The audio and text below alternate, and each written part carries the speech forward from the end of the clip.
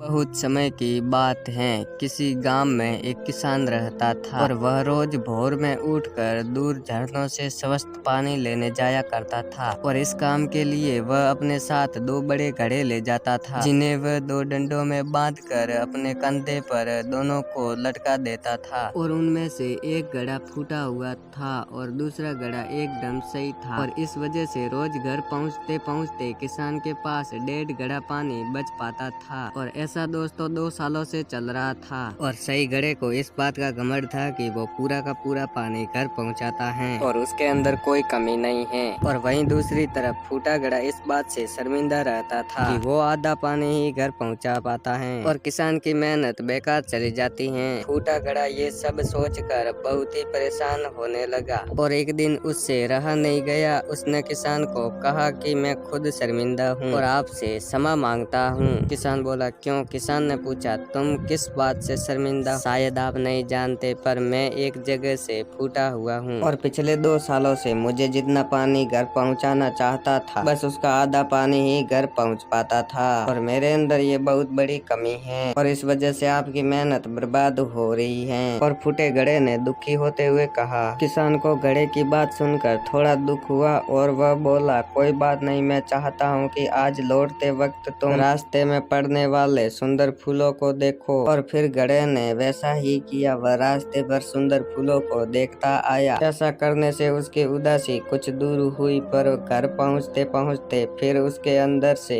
आधा पानी गिर चुका था। वो मायूस हो गया और किसान से क्षमा मांगने लगा। किसान बोला, शायद तुमने ध्यान नहीं दिया, पूरे रास्ते में जितने फूल थे वो बस तुम्हारी तरफ ही थे, कहीं घड़े की तरफ एक भी फूल नहीं था। ऐसा इसलिए था क्योंकि मैं हमेशा तुम्हारे अंदर की कमी जानता था और मैंने उसका लाभ उठाया। मैंने तुम्हारी तरफ वाले रास्ते पर रंग बिरंगे फूलों को बीज दिए थे। तुम रोज थोड़ा थोड़ा करके उन्हें सींचते रहे और पूरे रास्ते को इतना खूबसूरत बना दिया कि आज तुम्हारी वजह से ही मैं उन फूलों को भगवान को अर्पित कर पाता हूँ और अपना घर सुंदर बना पाता हूँ। तुम ही सोचो, अगर तुम जैसे हो वैसे नहीं होते तो भला क्या मैं सब कुछ कर पाता। दोस्तों, हम सभी लोगों के अंदर कोई ना कोई कमी होती है, पर यही कमियां हमें अनोखी बनाती हैं। उस किसान की तरह हमें भी हर किसी को वो जैसा है वैसा ही स्वीकार करना चाहिए और उसकी अच्छाई की तरफ ध्यान देना चाहिए। और जब हम ऐसा करेंगे तब फूटा घड़ा भी अच्छे घड़े से मूल्यवान हो जाएगा। दोस्तों, इस कहानी से हमें यही सीख मिलती है कि जो भी चीज जैसी है वैसे ही रहने दो, क्या पता वो टूट बिखर कर भी वापस जुड़ जाए। दोस्तों, कहानी अच्छी लगी हो तो वीडियो को लाइक कर दे और चैनल को सब्सक्राइब कर दे। और अब मिलते हैं किसी नई और मोटिवेशन कहानी के साथ। तब तक के लिए आप लोग अपना ध्यान रखें। Bye bye. जय हिंद, जय भारत।